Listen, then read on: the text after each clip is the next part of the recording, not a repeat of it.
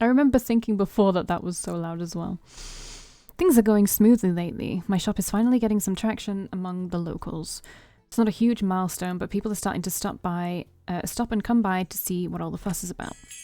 As I'm folding some fabric, I suddenly hear the door open. It's a customer rushing inside. Quickly, I head out to greet them with a smile. Welcome. Oh. Wait, isn't that the person I spilled coffee all over the other day? Is that why he's here, for reimbursement? Are you here for the dry cleaning bill? I ask, a bit unsure. Wait, how did he find me anyway? He stammers, suddenly taken aback by the question, as if he wasn't prepared to meet me here. Ah, yes, exactly why I came here, to this quaint little shop of yours. His voice is dripping with sarcasm. The man straightens his back while looking around the store. He puffs out his chest and clicks his tongue disapprovingly, as if he's judging every square inch of it, and it's not up to standards. Well, I haven't had a chance yet. There's a scowl on his face as he frowns at my layout of the store. I already want to kick him out of Olympus. Well, isn't that a sentence? After our little run-in the other day, I was forced to dispose of the hideous mess you made that was once called a satin dress shirt. Satin dress shirt, alright, princess. I had to order a new one, the man continues. That wasn't necessary, I gulp. I could have paid for the dry cleaning or even made you a new one in return as an apology for ruining your previous one. Don't be obtuse, creating an entire new one when you can simply buy another instead. The man lazily flicks his wrist at me. What's done is done. However, now we have come to the issue of payment. Suddenly his mouth stops moving. He's noticed a bunch of framed pictures behind the register. They're some of my childhood pictures. I treasure them quite a lot, so I proudly display them. I'm not sure why he stopped to stare, but he takes a few steps closer to investigate. I'm almost convinced he's going to nag about my choice of wallpaper or framing for the pictures until I notice he doesn't have the scowl on his face as he did before. Do you like my pictures? I ask instead. That's not... I mean, I'm positive I recognize this boy, he trails off. He's looking at a certain picture of me back from when I was around 8 years old and going through a tomboy phase. I know I look boyish, but for him to mistake my childhood pictures as that as a boy makes me feel a little abashed. It's a common mistake, though. I quickly shake my head and reel in my embarrassment. That would be me. No, it's not, he scoffs, completely disregarding what I said. I'm fairly sure that's a boy and I've met him before. Taken aback, I blink at him. Met me before? Huh? What do you mean? It's coming back to me. Is it your brother? He asks. However, he doesn't wait for my answer. I can see the resemblance. I'd almost forgotten what he looked like. The corners of his lips are curled up in a smile, which looks infinitely better than the scowl he's been wearing all this time. Still, I'm rather confused, so I prod him for some answers. Who are you? And what do you mean you've almost forgotten? Right, where are my manners? I must have left them behind with my ruined dress shirt, or... I just keep dipping into that well. The man brings a hand to his forehead, shaking his head. Then he straightens his back, looking very impressed with himself. The name's Neil Forrester. You may recognize the last name. I do. Sarah told me some more about the hospital next to the cafe, that it was owned by the Forrester family. They seem to be quite rich, and looking at this person, I'm sure he grew up knowing nothing but riches. I didn't realize this was their son. What's someone like him doing in my shop? And you are? Oh right, I'm Valkii Hearth. Good name. And your brother? He asks, not much caring for my own name, apparently. He's looking at the picture again. I huff. That's not my brother. I already told you that's me, from back when I was about 8 years old. Neil looks at the picture, then back at me, then back at the picture. His face turns into a grimace. You lie. In no way does that look like a little girl to me. I feel slighted with the way he accuses me of lying, while at the same time also insinuating that I'm actually a boy. I feel my cheeks start to redden. Get your fucking eyes checked. Perhaps you need to have your eyes checked then, because I'm very certain that's me in the picture and I'm not a boy. Not possible, he says. I'm sure of it. We spent the entire night together at the playground until the police officers chased us off. Suddenly, it clicks in my head. The purple hair, those golden eyes. Neil was that little boy from years ago. The one that I met at the playground, who had run away from his parents. This was years ago. I had basically forgotten all about it. Wait, I remember you now, I say with a laugh. You're that boy that ran away from his parents because they made you study and wear proper clothing. I feel my anger melt away as a wave of nostalgia hits me instead. Huh? How do you... Neil stops. He leans closer to me and narrows his eyes, studying my face with such intensity that I avert my eyes out of embarrassment. I've never had someone look at me like that before. My fucking hair. Sorry about my mother calling your parents over that time. Then again, it was the right thing to do. We were young, I say, still trying to avoid his piercing gaze. At the sudden realization, the colour drains from Neil's face. You? He asks in a small voice. Yes, that was me, I answer with a smile, daring to look straight at him again. Such a coincidence. Nice to see you all grown up. I'd have never imagined that kid was the son of the Foresters while he was really rich. Neil's face scrunches up in disgust. Well, I'm sorry I'm a lady. There's a scowl on his face, like he's been smelling something foul. Neil's face suddenly turns bright red and he doesn't waste a second to dash out of the store. The door slams shut, leaving me utterly confused. What an asshole. It really doesn't seem like I need the requirements anymore. It's kind of a shame. The fashion element is... It gets annoying, but it's interesting the first little while you do it. Not knowing many places to sit down and relax, I return to the cafe. Some days I need to have a break from all my hard work, so I decide today is a nice enough day to venture outside again and enjoy a nice cup of coffee. When I enter the cafe, I feel a prickle in my neck like someone's watching me. Casually, I scan the area as I stand in line at the counter, looking over at the people seated at the booths. There's actually quite a few nurses having coffee here, probably taking a break. That's when I notice a familiar person sticking out. Well, it's not hard to spot him, considering he was looking right at me. Neil hurriedly averts his eyes away from me once he notices I've spotted him. He's seated at the back in a booth, holding a cup of coffee while the other hand is resting on his laptop. He tries hard to make it seem like he's busy and that his eyes didn't meet mine. He's acting as weird as he did when I last saw him exiting my store. Ma'am, may I take your order? I suddenly snap back from my thoughts and look at the store clerk. Right, I wanted to order a cup of coffee. I quickly recite my order and wait in line. I'm rocking back and forth on my feet. My eyes wander over to a certain purple-haired man. He's looking at me again. Neil's eyes lock with mine again and I feel a lump form in my throat. His eyes move away at lightning speed, then he hunches over his own laptop as if he is using it as a shield to hide behind. What's up with him? Why is he acting so weird around me? I realize I ruined his shirt on our first meeting, but I didn't think he'd still be upset about it. Maybe I should offer to compensate him again for his shirt. We never really did figure out what to do about it since he stormed off. Not that he really needs any compensation or anything. The Forrester family is quite wealthy. The store clerk calls out my attention to hand over my cup of coffee. I purse my lips to blow a bit of steam from the cup, then I hold it securely in my hands, not wanting a repeat of last time's mistake. I look around for a seat, and that's when my eyes once more lock with Neil's. And yet again, he swiftly looks someplace else. Okay, now it's really starting to bother me. Determined, I make my way over to the farthest booth. What a nerd. With each step I take, I can see Neil crouching more and more behind his laptop. When I finally reach the table, I can see his arm covering his head with his face pressed against the keyboard. It's as if he thinks that by hiding like this, I won't actually see him. It all looks rather comical, with a dash of stupid.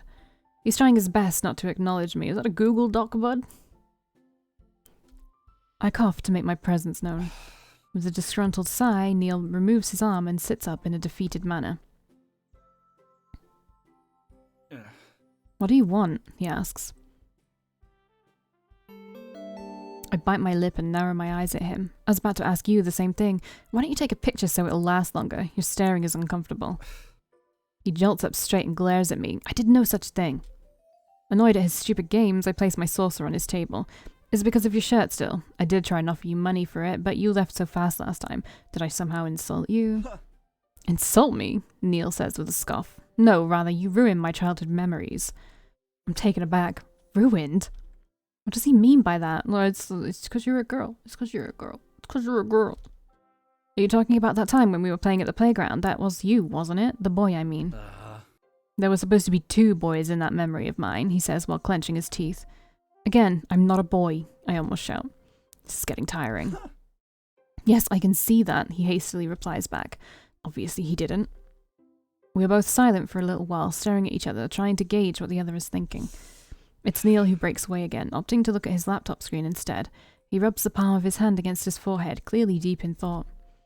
Look, I'm sorry if for some reason I made you believe I was a boy at the time, but I wasn't trying to deceive you. I'm not even sure why it's such a big deal. I thought you'd be happy to meet with me again. I know I am kinda happy to meet someone from my childhood. Neil looks appalled at what I said. He suddenly closes his laptop and then gets up from the booth. Doesn't matter, just leave me be. I can forget that day you spilled coffee on me like it never happened. If that's what's compelling you to keep talking to me, I'm not seeking any compensation. So now, if you'll excuse me, I'll be on my way. Neil quickly walks past me and exits the store. I'm baffled by the way he keeps having these dramatic exits and leaving me speechless. Well, I guess I don't have to worry about paying him back for his shirt anymore. What a piece of work. I so wanna, like... I think there's like 20 something chapters. Is there no way for me to go to the, like... I don't have any achievements apparently, even though I definitely do.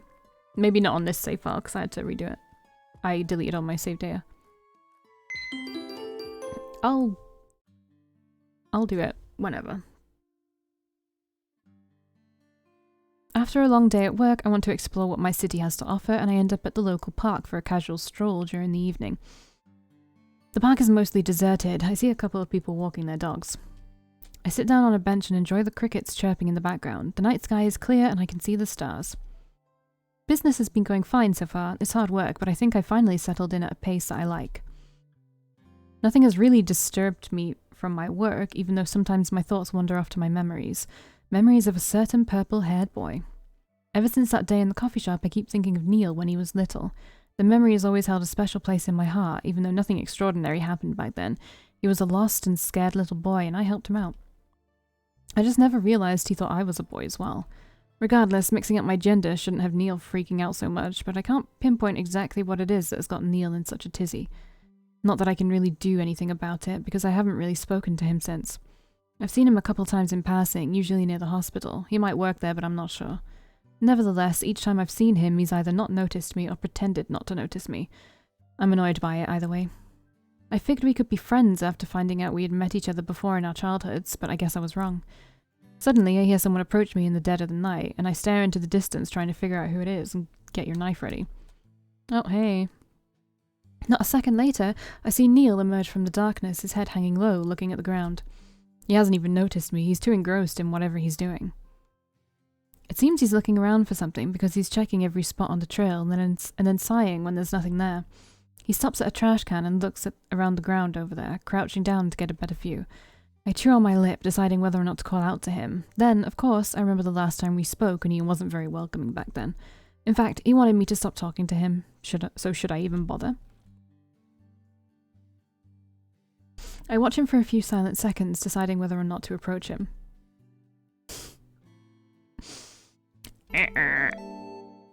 He hasn't really been all that polite to me, so I'm just going to ignore him. Try as I might, I can't help but watch him in the corner of my eye. He's really trying to find something. Soon enough, he's at the bench where I'm sitting. Surprise washes over him as he finally notices me. Took him long enough. He shuffles on his feet a bit, then clears his throat to get my attention. Excuse me, have you seen a silver watch around here? I lift up my chin with a huff and ignore his question, see how he likes being ignored for a change.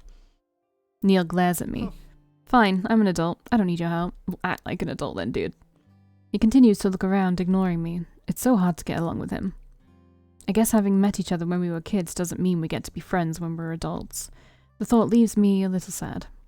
I try my best to ignore Neil, but I'm starting to feel unwelcome here, what with the way he's deliberately not looking at me or searching in my general area. I decide to leave, no point in staying when I can't enjoy the peace and quiet of the night with someone rustling behind me. So I get up from the wooden bench, dust off my clothes, and start to leave. I walk at a faster pace because I really don't like how I can feel Neil's eyes burning a hole in my back. That's also when I hear this piercing sound of shattering glass. We just stood on this stupid fucking watch, didn't we? I look down at my feet. It seems the heel of my shoe has been driven into the glass of a silver watch. My mouth slowly shapes into an O. I think I found your watch, I say nervously. I take a small step sideways and pick up the broken and expensive-looking watch. There's a huge crack in the glass. I grimace at it. I think you may be doing this on purpose, says Neil as he's caught up with me. Well, I definitely didn't do it on purpose, but I'm sure Neil will think whatever he wants to think. He snatches the watch out of my hand and inspects it, his eyes studying the broken glass. I cringe in anticipation of what he's going to say. I require you to pay for a replacement as soon as possible. I want to protest, but I know I have no leg to stand on. I sheepishly nod my head. How much was it? Around 6,000 euros? What? I don't have that kind of money to spend. I shriek out. That's way too much. You should have thought about that before your heel punctured my watch, he says coolly. It was an accident. I didn't do it on purpose. You shouldn't have lost it in the first place, I snap back. Oh, you want to pin the blame of your mistakes on me? I guess you spilling coffee all over me the other day was also my fault. Well, maybe you shouldn't have been standing so close to me, nerd. Hey, I tried to offer to pay for your dry cleaning back then, and you declined. That's because you absolutely ruined it. There was no saving it. There definitely was, I fire back childishly. Just because you're ignorant about the way liquids interact with fabric doesn't mean it was a lost cause. Neil definitely didn't like being called ignorant, on top of breaking his watch as well. It was written all over his face. He was scowling by now. Being the owner of some petite little boutique doesn't make you the expert on all things fabric, and you working at the hospital or whatever, being a rich boy doesn't mean you know fabric either. Someone who owns a boutique and makes their own clothes is way more likely to know about fabric, you fucking nerd. I can feel myself start to turn a little red. I'll have you know, I know tons of things about fabric that would never even cross your mind. Just because you're rich and pay for everything without a second thought doesn't mean everyone else does the same thing. Some of us know what we're buying and why. The atmosphere is getting tense between us, but I can't help myself. If he insults me, of course I'm going to defend myself. I'll contact you again regarding the watch, and I hope by then you've learned to be more civilized. Look who's talking. Pop Miko. Neil gives me a pointed glare and then leaves the park. He dares to speak about being civilized. The guy who's been nothing but rude since the beginning has the nerve to talk about manners. Fine, he can come look me up about that watch, but I'm not paying him. Yeah, get fucked.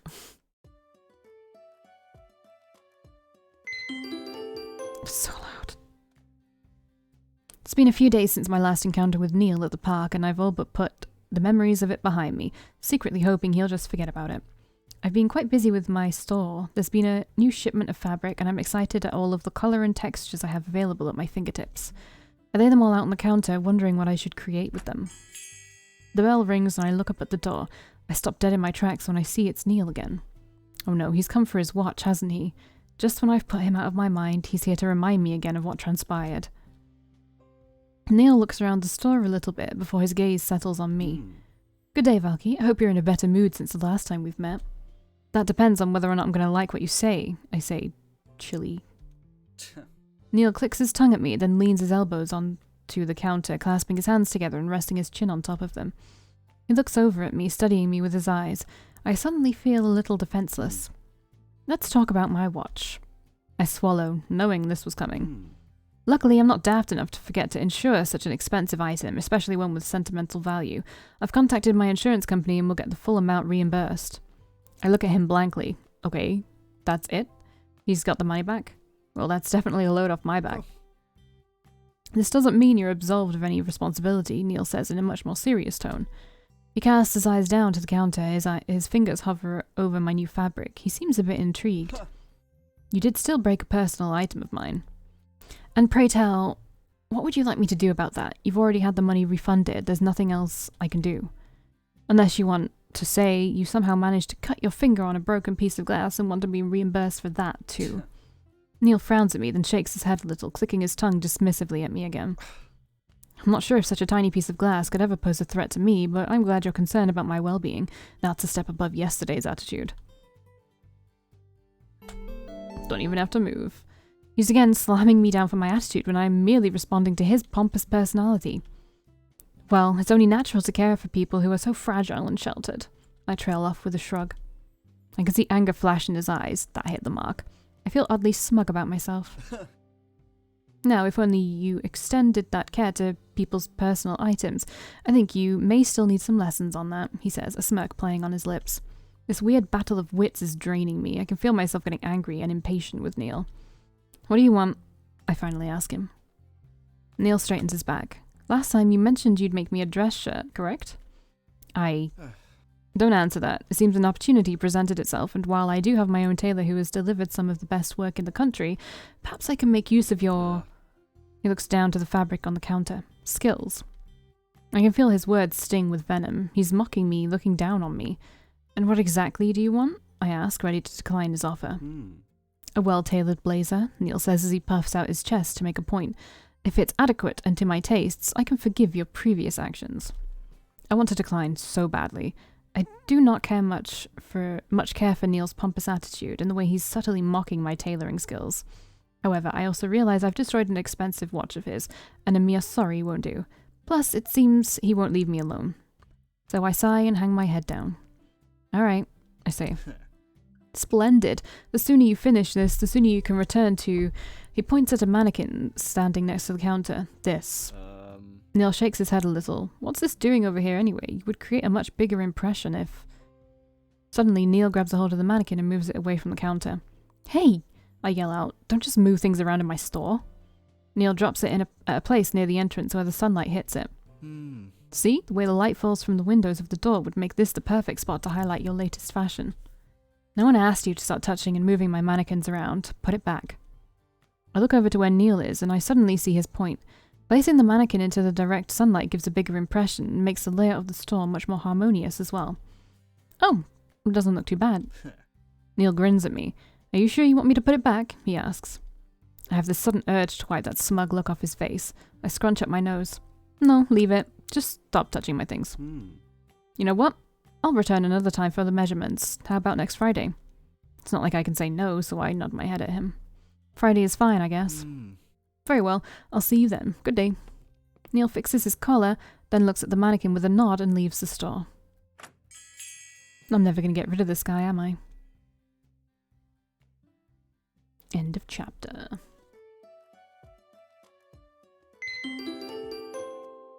Dunka dunka dunka dunk. Today, Sarah decided to come over and take some pictures with me. I use her skills as a photographer to get the best shots of my clothing line, then use them to advertise my boutique by spreading flyers. It's been working pretty well. Me and Sarah are just now wrapping up another photo shoot that took place in my back room. We had a model pose for the pictures, but I put on a few outfits myself as well. It was fun. I'm in love with the Sin on 20D, she says as she's looking through the viewfinder of her recently purchased camera. I'm sure you've been non-stop gushing about it since you got it, I reply. I know, but you don't understand how great it is. The picture quality is amazing, and it's the most compact and lightweight camera yet in the series. I simply smile at Sarah as she goes off on all the technical details about her camera. I don't really understand much about it, but I'm grateful Sarah helps me stage photo shoots to show off my clothes. Without her, I don't know if I'd get any customers visiting the store at all. You know, looking at your pictures, you could simply be a model instead. You've got the height for it, and a pretty face. I smile sheepishly at Sarah for the compliment. I prefer making the clothes instead of wearing it. I'm only doing this for the publicity. I know. I'm not complaining though. At least you're a friendly face. Most of my customers are vain models who think they're the hottest thing on earth. Divas in the making. They'll even try to get me to work for them for free, for exposure, they say. Sarah shakes her head in disagreement, then goes back to looking through her camera lens. There's a creep staring at us. I blink at her. Excuse me? Sarah fixes the zoom on her lens, still looking through the viewfinder. Yeah, purple-haired dude right outside looking at you. Isn't that the same guy from the cafe? She snaps a picture. I whip my head around and look over near the windows, but don't see anyone. Huh? There isn't anyone there. Are you sure you saw someone? Sarah walks up to me and shows the LCD screen of her camera. It has the last picture she took displayed on it. See? The picture quality is so great that I can see with 100% certainty that it is Neil who's standing in front of my store, shielding his eyes from the sun to get a better look. His face looks oddly weird. I'm confused why he's peeking through my window. It's not Friday yet. Isn't that the same guy from the cafe? Has he been harassing you? Asked Sarah. Want me to beat him up for you? Oh no, no need. I pause. I think. Sarah watches me carefully. A bumpkin like you won't even recognize a dangerous situation even if it hit you in the face. We're city folk here. It's different. Will you stop insulting me? How different? Sarah shrugs her shoulders at me. Dangerous. We get creeps here, just prowling around, looking for some pretty girl they can get their hands on. I frown at her and feel an odd chill run down my back. I'm sure that's not going to happen. Neil doesn't seem to be like that, I think. I only feel the sting of his words sometimes. Sarah puts her fingers up in my face like a warning sign. See, that naivety is going to get you in trouble someday. Just be careful, okay? If someone's bothering you, let me know. I smile at her and give her a light slap on her arm. Just want to be a hero for the pretty girl. Sarah grins at me. You know it. She tucks her camera inside of her bag. Anyways, I'll send you the pictures once I edit them. I'm sure they turned out quite awesomely. She sighs longingly. The Synon 20D, my true love. Get a room, I joke. Good one. Sarah winks at me, then says goodbye. Once she's gone, I wonder about what she said about creeps and whatnot. Is it really that dangerous in the city? I haven't really felt uncomfortable or scared at all so far. Neil isn't dangerous, although I do question why he was outside my store just now, as he has no reason to be there, not until Friday anyways. Maybe he is a stalker or something. I decide to head outside my store and have a look around, but I see no one. It's quite puzzling why Neil was here just a moment ago. I head back inside. I've got better things to do. Time passes by as I continue tending to my store, and eventually I place the close sign at the entrance and turn off the lights. Today was an okay day for business. I hope the pictures that Sarah took will help me out and boost my sales. I'll just need to spread the flyers around myself once I've got them printed. Wanting to take a well-deserved break, I head on over to the cafe. The sun is setting in the background, making everything glow a nice and calming orange. As soon as I reach the cafe, I spot someone familiar in the distance. My eyes bulge out a bit as I realize it's Neil. No way, is Sarah right? Is he some creep stalking me? I stop walking, almost considering to turn around and walk the other way, but then someone else enters the scene. A nurse emerges from the hospital next to the cafe, running over towards Neil, waving a clipboard at him. He turns around to address the nurse, and they seem to be heavily engaged into some kind of dispute. There's some heated words being thrown around, and I can tell Neil does not want to be there. Eventually, Neil signs something on the clipboard and quickly paces away from the nurse. Of course, that also means he's heading straight towards me. Oh. When he finally notices me, this is combat music. When he finally notices me, I see genuine surprise in his face, but it's immediately replaced by an angry frown. Ah, great, another incompetent person who always messes up. And I thought I was already finished with work. Neil snaps at me. Hey, fuck you, buddy. I'm taken aback at his words and sarcasm. It's not like I warranted that kind of response by simply being near him in his presence. I haven't done anything yet. Tell him off. I can't help but feel a little attacked, so I get ready to fire off my own defensive attack. Work? You mean creeping around my boutique and spying on me is called work nowadays? Neil's eyes widen a bit, and I see him quickly turn his head away out of embarrassment. You'd have to pay me a royal amount of money to convince me to spy on you. Don't flatter yourself. I feel my cheeks sting with blood, but I ignore it. Who does Neil think he is, suddenly saying such rude things to me? Don't think I didn't see you leering through the window. If you've got some business with me, then face me like a man. Neil's eyes narrow further. My business? My business is with wanting you to take responsibility for ruining 2 personal items of mine, which I still haven't gotten any form of apology for. I am sorry. Oh, dude, this is just so, insane. I stress out each word with more venom. Your Highness, I tack on afterwards, considering Neil is acting like a spoiled little rich kid. You happy now? Neil closes his eyes and shakes his head. I don't want to deal with your nonsense right now. And I don't want to deal with a jerk like you. Keep this up and I won't be tailoring you anything for free. Oh, is that so? Would you prefer to pay me back the full amount of that watch instead? I bite back my tongue. You told me you got reimbursed for that. My insurance company would love to know who broke it in the first place, so instead of paying it out of pocket, they could go after you. You should be thankful I haven't ratted out your name. Neil gives me one last glare before he turns his back on me and walks away. I'm left fuming on the spot. The nerve of this guy, the absolute nerve. Jerk, I call out after him in anger. It's good tension though, right? It's good tension. I'll see you in the next one.